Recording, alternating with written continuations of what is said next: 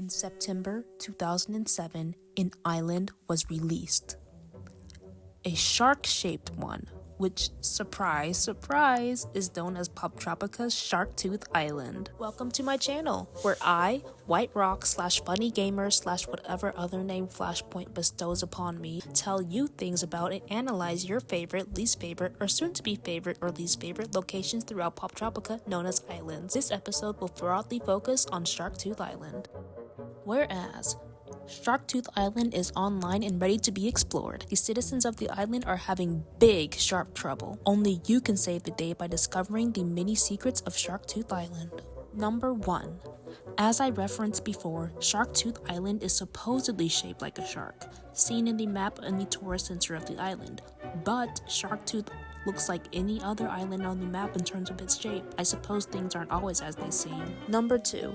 According to the Poptropica handbook, quote, inside the shark museum, you'll find a pool that's supposed to hold a great white shark. If you dive in, you won't find that majestic beast. Instead, you'll find a grumpy boy wearing a cheap shark costume. He doesn't seem at all happy with his job. He's a minor character in the story of the island, but fans of Poptropica quickly became obsessed with Shark Boy. These days, you'll find Shark Boy writing a popular blog on the site. He's the alter ego of one of Poptropica's creators. According to the Poptropica Wiki, this creator is named Nate Greenwall, and he is credited for writing the plot of the Haunted House mini island. Shark Boy used to have a lot of appearances throughout Poptropica, but was gradually replaced with people like Captain Crawfish on the Poptropica creators blog, or Dr. Hare himself as Poptropica's mascot. Furthermore, some toys based on Shark Boy were made, but are now lost to time and survived in memories. Number 3. Poptropica decided to educate its players on animals on this island. The museum from the last factoid has a very extensive list of shark facts, a diagram showcasing the anatomy of a shark,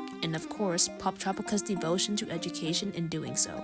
Furthermore, in the cave, there was someone dressed up as a bat, or a talking bat, if you catch my drift, who teaches you about bats and how they navigate the world. I think that this is interesting, especially because there is a boy that you rescue on the island who seems to not enjoy school. I can't blame him. Why go to school when you can learn so much from Poptropica? Also, it is not a coincidence that this island has 2 professors, people with titles given to some of the world's most distinguished educators. If you are curious about this guy, keep watching. Number 4. There are hieroglyphics inside the ancient ruins that literally show the player how to complete the island. Like, they just give the answer to you. This technically means that Poptropica created their first help blog, even though I guess it was only one island that this applied to. Anyway, I remember for some reason Shark-Tooth Island was so hard for me as a child. I'm glad to finally play it and complete it today, although on a different account. Number 5. Professor Hammerhead. A person rescued on Shark-Tooth Island lived since 1920, outliving early Poptropica and expanding Poptropica's timeline for the second time in the history of the game. Professor Hammerhead also says that he sold a page of his journal to an archaeologist, likely the one you met before meeting Professor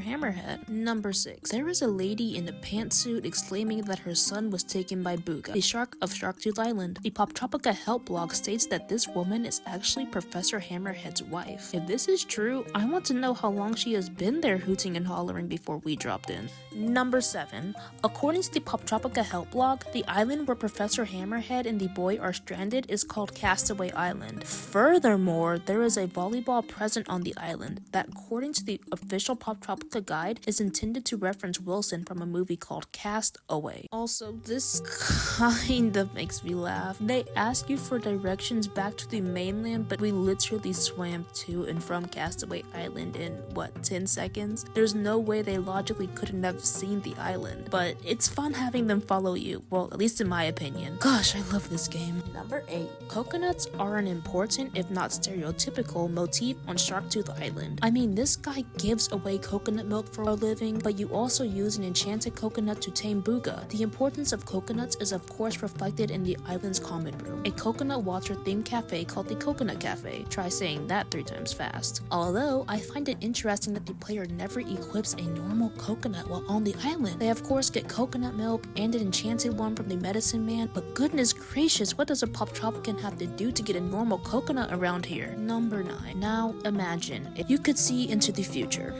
If this was the case, you would know that Professor Pendulum from Time Tangled Island makes his only in-game, in-person appearance in the tourist center of Sharktooth Island. Furthermore, there is a Roman soldier on top of a building claiming allegiance to, quote, Time Twisted Island, end quote, not the Time Tangled Island in-game. Interesting. Even more interesting, there are not any Roman soldiers on Time Tangled Island. This is one of Poptropica's many mysteries, bigger than Shark Boy. Now, according to PoptropicaSecrets.com, Time Tangled Island was originally called Time Twisted Island, but how would that explain a character from an era not present on the island? So in that tangent on the corresponding notes, I hope you enjoyed this analysis of Sharktooth Island, and I'll see you next time to discuss the lovely, the extensive, the fan favorite, Time Tangled Island.